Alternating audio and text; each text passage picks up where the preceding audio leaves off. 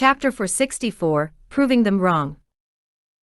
Translator, Endless Fantasy Translation Editor, Endless Fantasy Translation.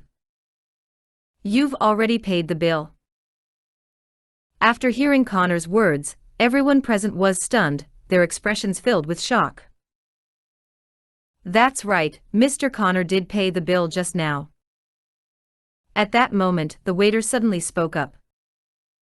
Sierra, Eve and the others shifted their attention to the waiter, their eyes filled with confusion. Because no one expected that while Sierra and Mina were discussing whether he was a second-generation rich person, he had already secretly paid the bill. Connor's actions at this moment undoubtedly proved everyone wrong. Just now, Sierra stated that if he could pay the bill, it would prove that he wasn't lying, and that he really was a rich heir. Now they stood frozen in place. Mina too froze in place. Everyone looked at him with strange eyes. Just a moment ago, Sierra and Eve were confident, thinking that Connor was just a poor loser who delivered food and couldn't come up with $100,000. So they thought they could expose his true identity. But what they never expected was that Connor actually had the money, and he paid the bill. How? How is this possible? Update on B Omicron X0VEL.C Omicron M. Eve was completely dumbfounded now, standing still with a blank expression on his face, looking very puzzled. He couldn't understand where Connor got this money from. How can he have the money to pay the bill? Sierra also looked bewildered and hurriedly ran up to the waiter, shouting loudly, "Are you sure Connor already paid the bill just now?" Yes, Mr. Connor swiped his card just now, a total of $100,000. The waiter nodded in confirmation. She turned to look at Connor and shouted incredulously, "Where did you get the money? What does it have to do with you where I got the money?" He replied expressionlessly, then turned to Mina and said, "I've already paid the bill. Shall we leave now?" Okay. Mina stammered in response, then followed Connor as they walked out of the private room. Only Eve, Sierra, and the others stood in place, looking baffled. They still couldn't understand what was going on. "Eve, didn't you say this guy was just a poor loser who delivered food? How could he have the money to pay the bill?" Sierra angrily shouted at Li Yan. She had wanted to humiliate Mina through this incident, but she never expected it would turn out like this. "My friend told me this. He is just a food delivery guy, and he even skimps on meals. Could it be that my friend got it wrong?" Eve was also visibly confused now.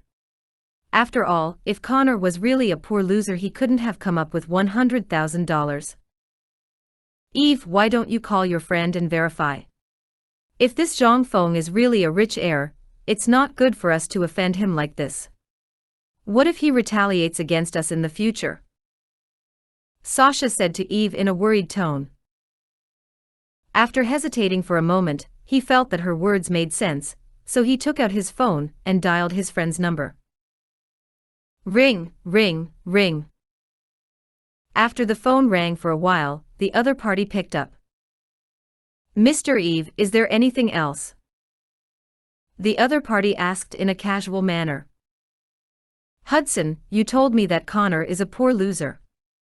Are you sure you didn't get it wrong?"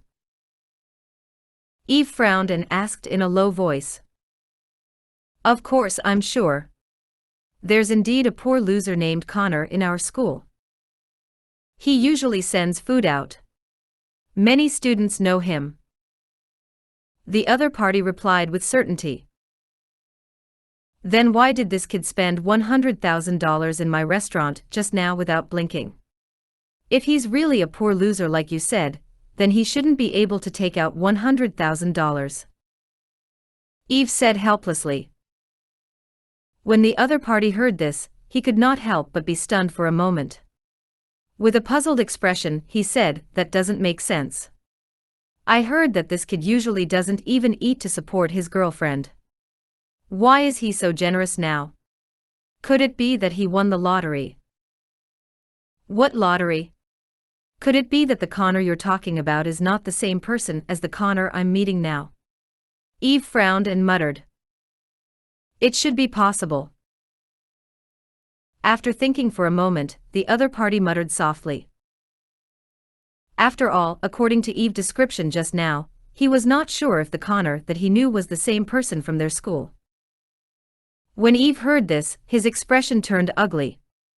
After a moment of silence, he said in a low voice, "Hudson, can you help me get photos of Connor now? I want to confirm if this Connor is the same person you mentioned."